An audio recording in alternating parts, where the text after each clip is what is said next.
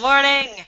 This is Honest Kim and the Psychic Annie. Hello, everyone. We're your hosts today on Taboo Topics by Fashion First Aid. Welcome. Today we will be talking about sewing, everyone's favorite taboo topic. So scandalous. Ooh, scandal. A few different items about that. Then we will be doing the Dick of the Week award, and finally the Psychic Sidekicks prediction. Ooh, something fun's in your future. All right, well, let's get started with the exciting topic of sewing. It can be scandalous because people break hems. Our friend Mike this weekend, his hemline, It wasn't his hem, it was a zipper. the hem on the zipper was broken. Okay, I'm just going to say a hem normally is like the bottom of Sorry, the seam of his zipper was broken. And so you saw, luckily, black underwear, nothing else. Or Sofia Vergara, when her zipper broke because of the seam, you saw butt crack. Her butt crack is Actually, nice. It was not butt crack, it was butt cleavage. That woman is good looking. I'll take anything from her. But basically, so Annie's going to fill you in on a few incredibly boring facts about sewing. So, of the 300 million people in this United States of America, only 64 million of us know how to actually sew. So, Kim, did you ever take home ec class where they taught you how to sew? No, I was in the honors program. They figured we didn't need that. You would just pay to have someone sew for you? I don't know. We would just read books instead of, fix our clothes. Wow, way to be practical. Yeah, Books will solve everything. of course they will. But YouTube might. Yeah. So I think there's this new, I don't know if it's because I'm older and I see it more, but some people are really addicted to sewing. A lot of different fashion people like making their own clothes. They say 50% of the people that do sew, they have at least 3 sewing machines, which is kind of ridiculous. Well, I mean, there's different machines, right? You have your serging machine, which cuts and, seals the fabric. There's different types of your embroidery machine for when you want to embroider your guest pillowcases if your standard sewing machine doesn't have it. Different attachments to do different. You need a special foot to sew on a zipper for the most part. You're very knowledgeable, Kim. I own 2 sewing machines. Nerd. She's almost part of the 51 percentile. So sewing machines been around forever. Another boring fact is that the average person, it would take them 14.5 hours, but once the sewing machine was sold to the public in the late 1800s, it took down your sewing time from 14 hours to 1 hour. Sewing time for what? Just creating an outfit. Oh, so you can create an outfit in an hour? Yeah, so they, instead of stitching it together, which would be a 14-hour long process, it only would take them an hour once they were introduced to the sewing machine. So it doesn't count cutting the fabric, like measuring the pattern, cutting it. It's just the sewing part. The sewing part, yes. All right. Well, so let's talk about the what is that? The 80% of the Americans who don't sew. That's correct. I know how to do basic sewing. If the machine broke, I'd be screwed, and that's where I call my mom, and I'm like, Mom, it doesn't work. Okay, I'm not sure if my mom's sewing machine is, I think, from the 1800s, which is fine, right? I mean, it's not like the technology's changed that much, but I mean, I'm not going to drive to my mom's house and beg her to sew a seam in something. I mean, most of us, right, just kind of go to the alterations person or the tailor or the clothing repair person. I'm probably that 1% that actually still goes to her mom. Okay, but I mean, but what are people going to have done? I mean, for the most part, they're having hems done. And a lot of stores where you buy your clothes will do the hem for you. Correct. Or seams, too, because sometimes in my shirts, under the armpits, where the seams connect, sometimes that kind of comes apart. Or in the garage. Or in the garage. I just had a pair of yoga pants from Lululemon. Like, on the seam just came undone. It unraveled. And so I had to stitch those back up. Too much open Downward leg. Downward dog. I don't know. Warrior. Great. Well, so I mean, everyone probably has a sewing kit they've pinched from a hotel, right? I mean, they leave them there, but how many times you ever used one in a hotel? Correct. Probably once or twice. Right, but I've pinched a few. Yes. So I have that little travel bag of stuff that I never use but need it just in case, because if I don't have it, I probably would need it. right. So the nice thing about that for everyone who doesn't sew is that you have needles already threaded in a few different colors. Oftentimes the colors are bizarre, like hot pink and bright blue, which bright green. I have so many bright green shirts. like, can you just put clear in there? I don't know. Black, beige. Yeah.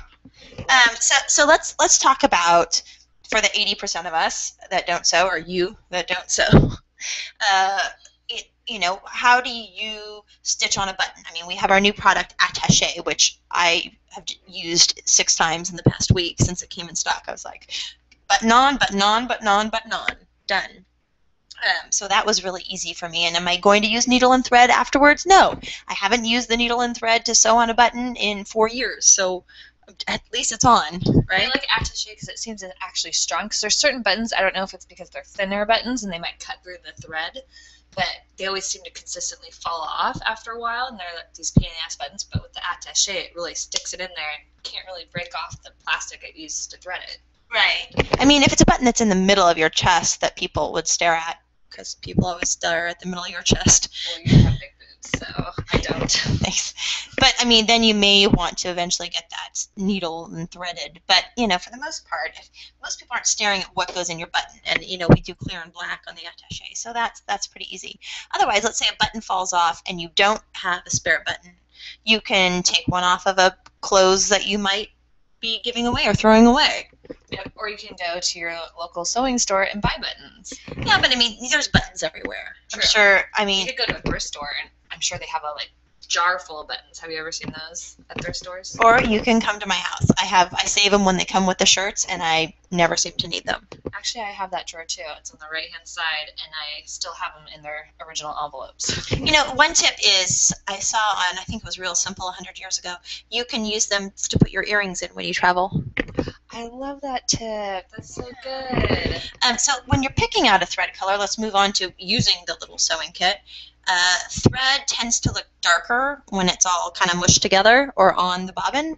So when you're picking out a thread, pick a color that is darker, because it's actually going to show up lighter when you get it on your clothes. Well, that's interesting. I never thought about that. I just usually tried to attempt to sew. Yeah. And so also, you want to sew in a straight line. So how do you sew in a straight line? You can use a ruler and mark it. You can use pins, which is the easiest thing people do. And everyone has a few pins or safety pins around, so that's easy. And then, you can use your needle and thread and just do your best. Or we have a new product also called Fashion Staple, which, again, my stack of clothes that needed a little bit of repair all got done in about 20 minutes from start to finish. So that was great.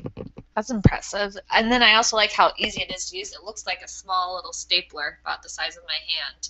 And you just staple, and it sews the seam. Yeah. So basically, for the 80% who don't sew, there's 3 things you could do to make it pretty easy. Pinch the sewing kits from the hotel, buy an attaché, and buy a fashion staple. And then you should be able to save a lot of mostly time and a fair amount of money on doing your own sewing repairs without really needing to know much. Yep. All right, Bing. Next. All right, let's go on to the Dick of the Week award. So we have a couple nominations for Dick of the Week. We have air traffic control for flight delays. Not their fault. I know it's not their fault. Moving on. Fine. Okay, how about this? How about neighbors? I don't know if any of you guys have dick neighbors, but our friend Laura's dad has a dick neighbor where she writes stuff, throws eggs at their cars. This is an adult neighborhood. It's not a child. This is an adult woman. What is she, 75? I don't know. She's old. But she got angry because they were going to make an addition onto their house, which was approved by the community. Yeah, and so I'm nominating neighbors, and that includes Justin Bieber being a dick neighbor too. And then the other one, I don't know if we can actually call her a dick because we don't know the whole scenario behind the story, but Solange Knowles for attacking Chasey in an elevator, but we don't know what the argument might have been over. It might have been totally justified, so I don't think she gets the nomination even. I don't think so either. But she could get it next week if it comes to light what happened. We'll table it till next week. We'll table it, but I have a feeling we will never know what exactly what happened. Okay, so let's go with the easy winner there is jerk neighbors that egg their neighbor's house if they want to make a legal addition. Dicks. Dicks. We'll do a drive-by and just drop it on her doorstep today. Let's get that on film. Yes. Hand delivery. Hopefully she won't egg us as we leave. Let's use your car then. No. All right, psychic sidekick. All right, Kim, give me your hands. It's time. Prediction. Oh, my prediction this week. Here we go. All right. Wow. How much did you have to drink? I can feel the booze pour out of your hands. The energy. You have a orangey-ish to you. Juice. It's juice. Juice cleanse is killing me. Know what? This week's going to be hard, but know what? The light at the end of the tunnel is Monday. Monday is when things will be a little bit easier on you. So just focus on Monday. The end results will be great. I see some travel in your future. I see some good times to be had, wonderful weather. And if someone in a brown hat gives you advice, do exactly what he says. If you avoid it, you'll miss out. And numbers 2, 3, 1,111, 2,684.675. Those are your lucky numbers this week. Sweet. Thank you so much, Psychic Hazard. I will look for the man in the brown hat. Okay, thank you for tuning in. Next week we have a mystery topic again. Oh my gosh, mystery topic again! Someone's gonna get a write-up for not planning in advance. All right, this is your host, Honest Kim, and Annie, the Psychic Sidekick. See you guys. See you next Tuesday.